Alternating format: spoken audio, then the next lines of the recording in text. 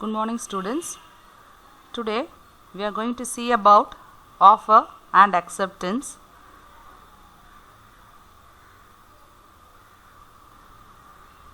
First we are going to see about lapse of an offer. Lapse of an offer means how the offer must be ended. It is called as a lapse of an offer.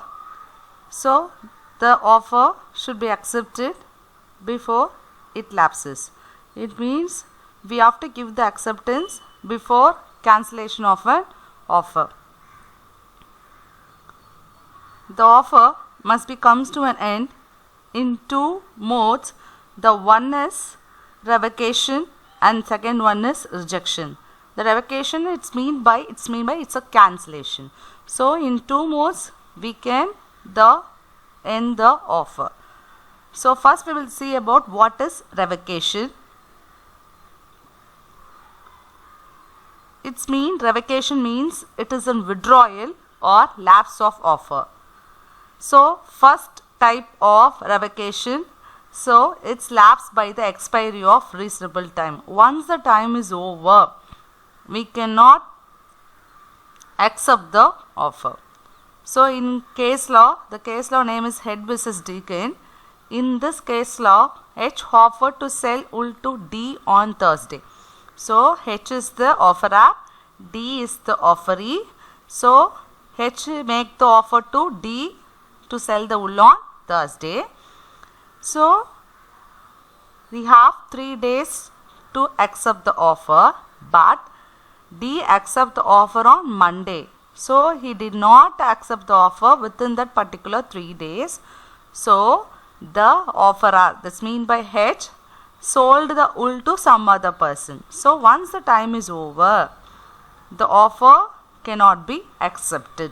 That is called expiry of reasonable time. And second one is the offer is revoked when the offerer communicated his revocation to the offeree before acceptance. It means the offerer cancelled the offer before accepted by the offeree. Okay, did you understand? So offer is cancelled before the acceptance. Then the offer comes to an end. And the third one, if the any party to the contract, may be a offerer and it may be a offeree, any one person becomes died, then the offer comes to an end. And the fourth one is counter offer is made. I will tell you what is counter offer. The offerer make one offer to offeree, but the offeree want to accept for another product. So for example, offerer wants to sell a white color car, but the offeree want to accept the offer to buy a black color car. So the color of the car is get varied. So the subject matter is completely different. So if the counter offer is made, then automatically the offer comes to an end. It means the offer cannot be completed successfully. And the next one, if the law was changed. So in the government, the law something get different, or someone is abolished, or someone is getting changed, then new amendments comes in, then automatically the offer comes to an end. And then if any conditions before acceptance, we cannot put any conditions before acceptance. If you put conditions, then the offeree cannot accept the offer. So automatically if you put any conditions, the offeree cannot accept the offer. So the offer comes to an end.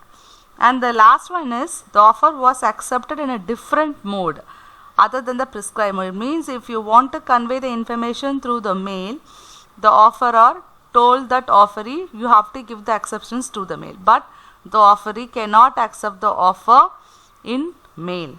So by chance he is accepted through the phone, or if he prescribe the different mode, that is called mode of acceptance. If you prescribe the different mode, then the offer get affected.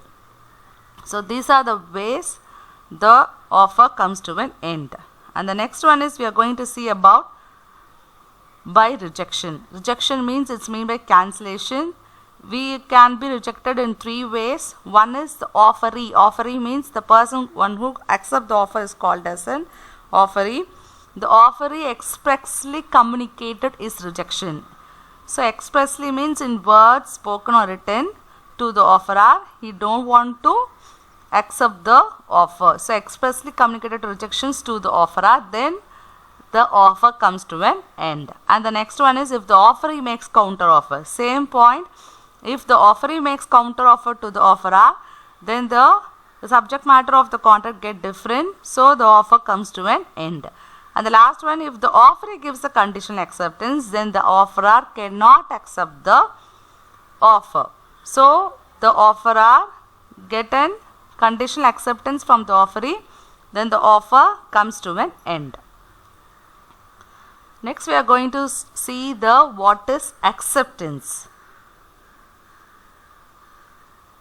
The meaning of acceptance is if you are giving the willingness or the consent to the offerer, then it is called as an acceptance.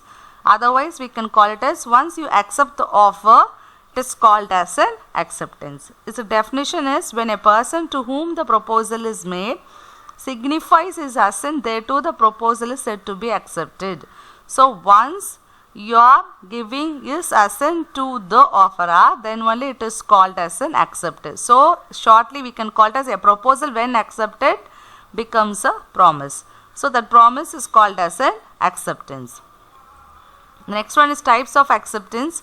We have two types of acceptance. One is express acceptance. Express acceptance is meant by the acceptance given by words spoken or written, then it is called as an express acceptance. The next one is implied acceptance. Implied acceptance is meant by it's not in words spoken or written, then it is called as an implied acceptance, or it is inferred from the conduct of parties. I will tell you through an example. In an auction sale, Mr. S is the highest bidder. Then the auctioneer accepts the offer by accepting or striking the hammer on the table. Then it is called as an implied acceptance. The next one is who can accept. It is in two types. One is acceptance of specific offer and the other one is acceptance of general offer. The specific offer means the offer which is created for a specific person, then it is called as a specific offer. Then the offer to whom the made, that person alone can accept the offer, it's called as an acceptance of specific offer. I will tell you what is general offer. General offer means any person can accept the general offer. The case law I will already explain in offer. Carlyle with Carbolic Smoke Ball Company.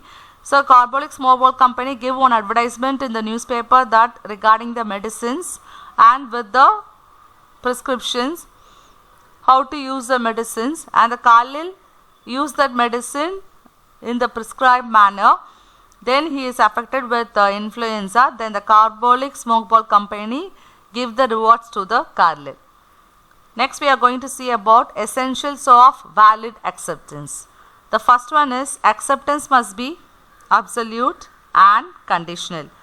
So the acceptance must be absolute, it must be clear, and you have to convey the information clearly to the offerer, then only it is called as an absolute. And it should not be unconditional. If it is conditional, then it is cancelled and it is invalid. And the second essential is it must be communicated. So if you want going to accept, then you must communicate the acceptance to the offerer, then only it is called as an agreement. Once you are not communicated to the offerer, then offer cannot be completed. Then we cannot create a valid contract. The next one is mode of acceptance. I will tell you what is mode of acceptance. Through phone or through mail or through letter or through Facebook or through WhatsApp. So what the mode of acceptance is prescribed, then we have to follow only the prescribed mode. If the mode of acceptance is not prescribed, then we can use the other modes which is more reasonable to both the parties. I will tell you one example. A makes an offer to B and he says if you accept the offer, reply by phone. But B send the reply by post. It will be valid acceptance unless A inform B, then the acceptance is not according to the prescribed mode. The next is time of acceptance. The time of acceptance is specified. If it is specified, then we have to accept the offer within that time limit. If the time limit is not specified, then which is the reasonable time, it can be used by both the parties. And the next one is acceptance after offer. Once the offer is made, only we can give the acceptance. There is no offer, then we cannot give any acceptance. It means by acceptance after offer. And the sixth one is, it must show an intention on the part of the acceptor to fulfill terms of promise. So if there is an intention, only we can complete the contract. If there is no intention on the part of the acceptor, then we cannot give a valid acceptance. Then there is no acceptance, then there is no contract. Next is acceptance before offer lapse or revoked. So lapse or revoke means once the time is over, or revoke means mean by cancellation. So before offer get ended, we have to give the acceptance. Once the offer is ended, we cannot give the acceptance. So before the offer is get lapsed, we have to give the acceptance to the offerer. And the next one is mere silence is not an acceptance.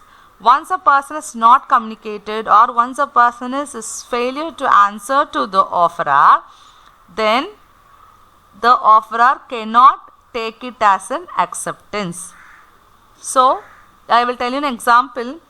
A wrote to B, I offer you a car for rupees 1 lakh if I don't hear from you in 7 days.